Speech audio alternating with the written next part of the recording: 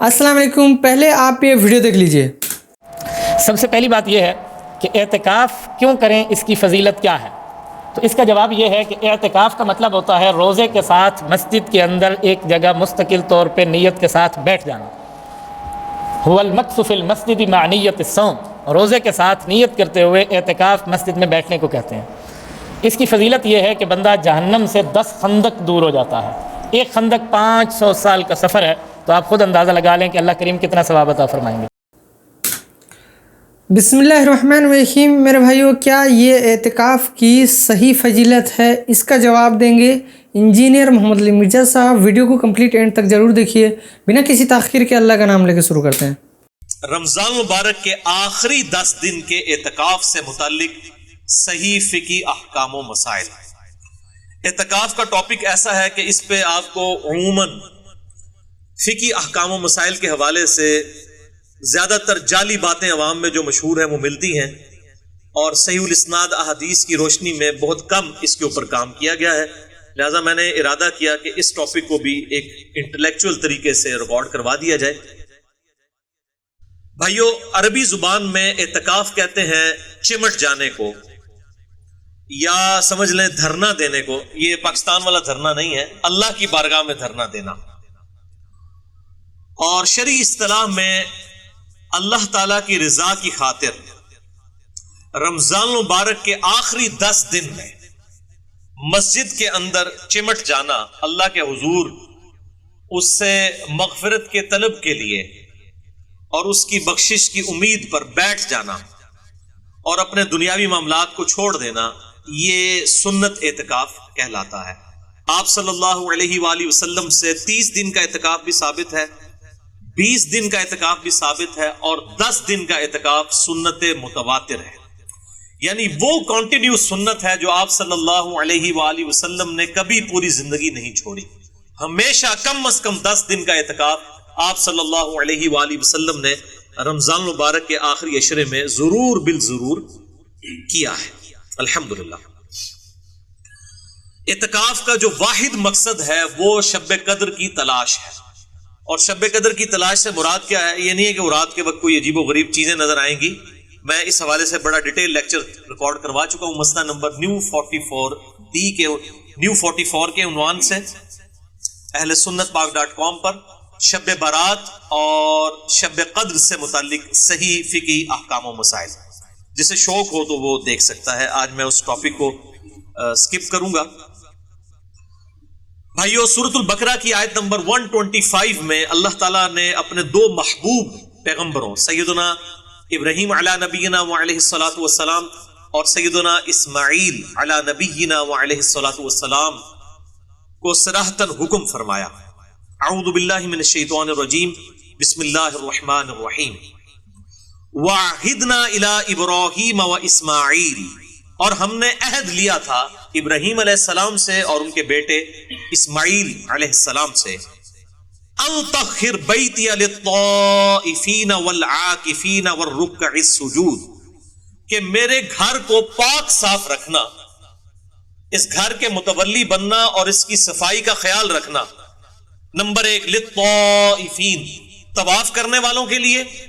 Number 2 والعاکفین، اور اعتکاف کرنے والوں کے لیے میرے گھر کو یعنی بیت اللہ کو پاک رکھنا.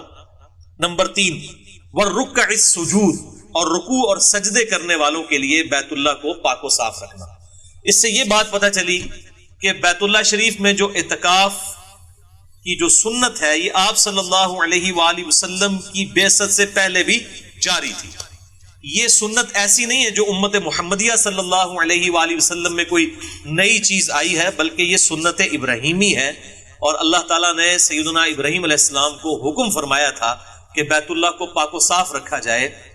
نمبر 1 طواف کرنے والوں کے لیے، نمبر 2 اعتکاف کرنے والوں کے لیے، اور نمبر 3 رکوع اور سجدے یعنی نماز پڑھنے والوں کے لیے.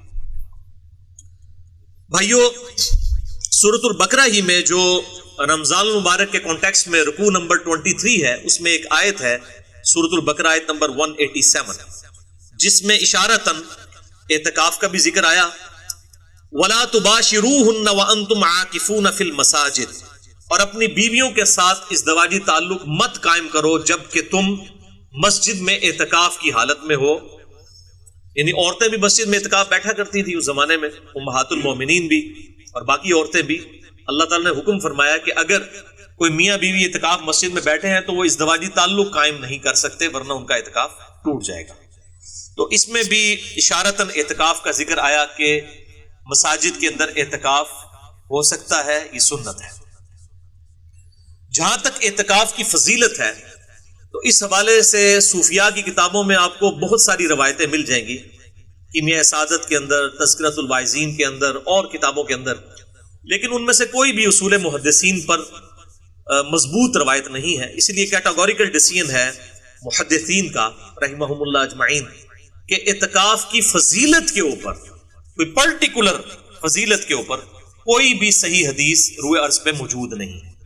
بہرحال میرے نزدیک یہی فضیلت کافی ہے کہ اللہ تعالیٰ نے اسے انڈورس کیا ہے اور اپنے انبیاء کرام علیہ السلام کو حکم دیا ہے کہ میرے جو بندے اعتکاف کے لیے مسجد میں آتے ہیں ان کے لیے مسجد کو صاف رکھو. اور اس حوالے سے احکامات بھی احادیث کے اندر آئے ہیں. تو یہ خود بہت بڑی فضیلت ہے کہ انسان دنیاوی معاملات کو چھوڑ کر پورے پیشن کے ساتھ، پوری ڈیڈیکیشن کے ساتھ اللہ تعالیٰ کی بارگاہ میں حاضر ہو جائے. اللہ تعالیٰ ہم سب کو توفیق عطا فرمائے، آمین. اس حوالے سے ایک بڑی مشہور روایت پیش کی جاتی ہے جو اہل سنت کی مین سٹریم کی 3 کتابوں کے اندر موجود ہے. نمبر 1 الموجم الاوسط امام طبرانی کی کتاب میں، نمبر 2 شعب الایمان امام بیہقی کی کتاب میں، اور نمبر 3 المستدرک للحاکم میں. ان تینوں کے اندر یہ روایت موجود ہے، لیکن یہ روایت مردود ہے. بڑی مشہور روایت ہے کہ سیدنا ابن عباس رضی اللہ تعالیٰ عنہ کے بارے میں آتا ہے کہ وہ مسجد میں اعتکاف بیٹھے ہوئے تھے تو کوئی شخص جو ہے وہ ان کے پاس آیا اور اس نے کہا کہ میں فلاں شخص کا جو مقروض ہوں اور میں نے اس کا قرضہ دینا ہے اور مجھے وہ ڈھیل نہیں دے رہا، آپ میری سفارش کریں. تو ابن عباس جو ہے وہ مسجد سے اعتکاف توڑ کے باہر نکل گئے اور جا کے اس کی سفارش کی. اور جب اس شخص کے پاس گئے سفارش کے لیے، اس کو پتا چلا کہ ابن عباس آئے ہیں تو اس نے جو ہے وہ قرضہ ہی معاف کر دیا، یعنی ان کے پروٹوکول کے اندر. تو دوسرے ساتھی نے کہا کہ اے ابن عباس، آپ تو اعتکاف بیٹھے ہوئے تھے، آپ نے اعتکاف کیوں توڑ دیا؟ تو ابن عباس نے فرمایا کہ میں نے اعتکاف اس لیے توڑا کہ کسی مسلمان بھائی کے لیے اس کی مصیبت اور پریشانی کے لیے دوڑ دھوپ کرنا یہ اللہ تعالیٰ کے حضور 20 سال کے اعتکاف سے بہتر ہے. اور پھر ساتھ ہی ارشاد فرمایا ابن عباس نے کہ جو شخص ایک دن کا اعتکاف کرے اللہ کے حضور، تو میں نے نبی صلی اللہ علیہ وآلہ وسلم سے یہ بات سنی کہ اللہ تعالیٰ اس کے چہرے اور دوزخ کے درمیان 3 بڑی بڑی خندقیں حائل کر دیتا ہے جن کی چوڑائی جو ہے زمین و آسمان کے فاصلے کے برابر ہے. یہ وہ روایت ہے جو بڑی مشہور ہے، لیکن یہ بالکل جعلی بلکہ جھوٹی روایت ہے، کیونکہ اس کے دونوں جو طرق ہیں دونوں میں ایک جھوٹے راوی، متروک راوی موجود ہیں. جو طبرانی کی سند ہے اس کے اندر بشر بن سلم جو ہے وہ متروک راوی ہیں جن سے حدیثیں لینا محدثین نے چھوڑ دیں.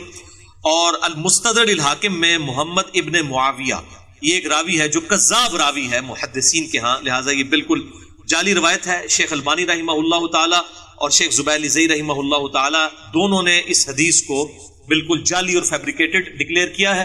اور شیخ البانی نے سلسلہ احادیث ضعیفہ جو ہے السلسلۃ الضعیفہ جو ہے ان کا، ایک ہے السلسلۃ الصحیحہ جو صحیح احادیث کا مجموعہ ہے، ایک ضعیف اور من گڑت احادیث والموضوع اور موضوع احادیث کا جو مجموعہ ہے شیخ البانی نے جمع کیا ہے، اس میں اس روایت کو لے کے آئے ہیں. تو میرے بھائیو امید ہے کہ آپ کو یہ ویڈیو پسند آئی ہوگی اور بات سمجھ میں آئی ہوگی. اگر ویڈیو پسند آئی ہے تو لائک اور شیئر ضرور کیجیے اور ہمیں سپورٹ کرنے کے لیے سبسکرائب ضرور کیجیے. ہمارا نیا چینل ہے ہدایت کا راستہ، اسے بھی سبسکرائب کر لیں. ملتے ہیں نیکسٹ ویڈیو میں انشاءاللہ. السلام علیکم ورحمۃ اللہ وبرکاتہ.